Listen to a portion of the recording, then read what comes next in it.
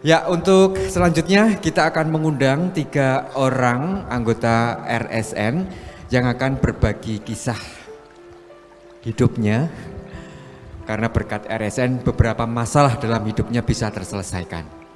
Yang pertama masalah kesehatannya, ada nanti 1 orang yang kita hadirkan di panggung.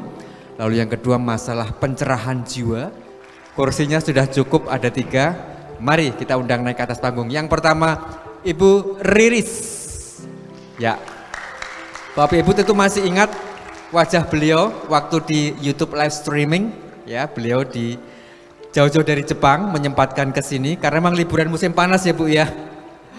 Dan udahlah nggak usah di sana lagi panas, kamu ke Indonesia aja gitu sama suaminya katanya.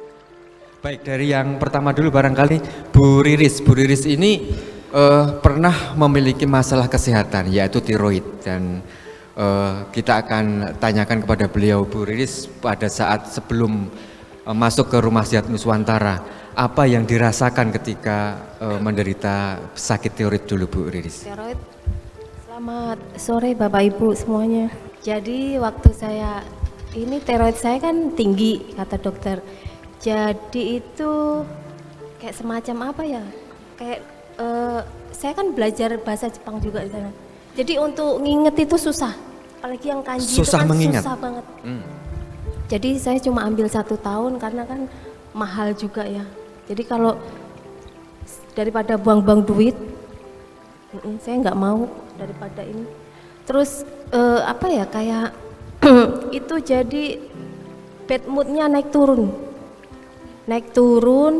Terus kalau malam itu pokoknya pikirannya kacau. Pikirannya apa? Pikirannya kacau. Kacau. Terasa nyeri gitu nggak Bu Riris? Terasa nyeri nggak di bagian Nyeri leher banget. misalnya? Iya, ini. Jadi tiroid itu benjolan di leher ya Bapak Ibu? Di sini nih. Jadi kayak apa ya? Kupu-kupu itu. Di leher bagian bawah dan ini memang sebagian besar menyerang pada perempuan. Itu apa ya? Hormon yang paling penting untuk perempuan karena efeknya itu luar biasa. Sampai soal maaf nih kayak seks juga itu pengaruh. Dan efek dari kelenjar tiroid yang mengalami gangguan tadi apa Bu? Macam-macam. Jadi saya program bayi tabung itu udah gagal 5 kali. Embrio udah jadi, udah dikembalikan ke rahim, tapi luruh lagi karena rahim saya menurut dokter katanya tidak panas. Oh. Terus rahim saya itu sempat ada cairan, jadi harus disedot 2 kali. Wow. Tuh orang kan nabung uang ya Bu Riris ya. Bu Riris nabung penyakit nih gimana? Gejala awalnya gimana? Ini mungkin itu ya waktu saya masih muda itu gaya hidup saya nggak sehat. Oke. Saya sering konsumsi junk food, begadang sama merokok. Gaya hidup, pola hidup. Terus ini mindsetnya juga, stres. Gaya hidup, pola hidup, stres. Mindset juga.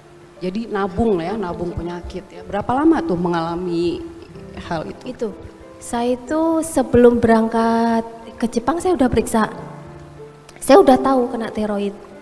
Jadi waktu sampai di Jepang saya bilang, saya ini mengidap tiroid loh, saya bilang gitu. Dia nggak percaya, saya suruh ke dokter. Dicek, ternyata memang hormon saya tinggi. Cuma puji Tuhannya saya nggak tremor. Itu kan ada yang tremor. Rambut rontok, iya. Ada yang apa ya kayak Alzheimer ya mungkin. Gimana? Pikun Alzheimer. Oh, udah mau ke Alzheimer. Wow. Terus gimana pengobatannya? Maksudnya dari awal itu merasakannya gimana? Jadi itu kalau malam itu walaupun musim dingin saya keringetan terus. Lalu yang paling sangat Itu mengerikan yang yang mengerikan itu moodnya naik turun. Swing mood. Oke. Jadi tiba-tiba marah. Nih kasihan nih suami saya nggak tahu apa-apa, tiba-tiba saya marah. Aduh kenapa ya kamu marah-marah kata gitu. Kemudian pengalaman berobatnya Bu Riris sudah kemana saja, habis biaya berapa, apa saja yang didapat obatnya? Berobatnya itu saya mungkin udah ini ya, udah betul-betul maksudnya betul-betul kayak saya minum suplemen nih, saya beli nih yang sama teman saya yang ikut nih. Itu harga suplemennya 32 juta sekian. 30 jutaan? Itu 7 botol. Wow. Sekarang harganya 45 juta. Makanya Udah saya naik? ditawarin, maaf Mbak Ika saya nggak beli dulu. Saya bilang. Suplemen semuanya dicobain. Sudah. Sampai 7 jenis.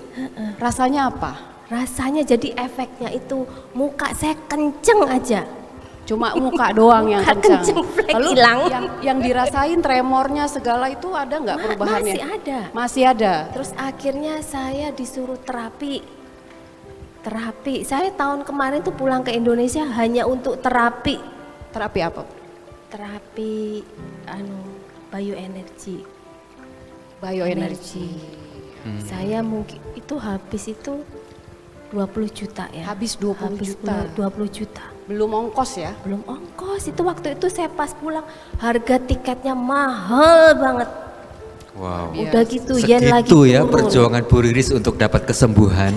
Jadi- Bukan hanya biaya.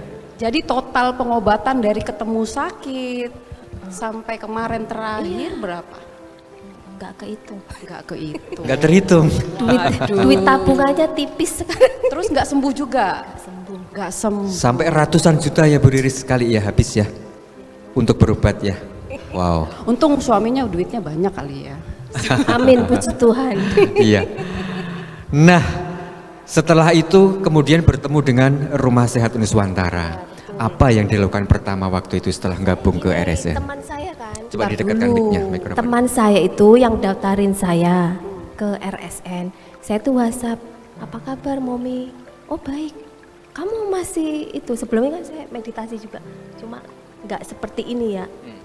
Terus saya daftarin kamu ya RSN. Apa itu Rumah Sehat Nuswantara? Oh kayaknya ada di YouTube itu, saya bilang gitu.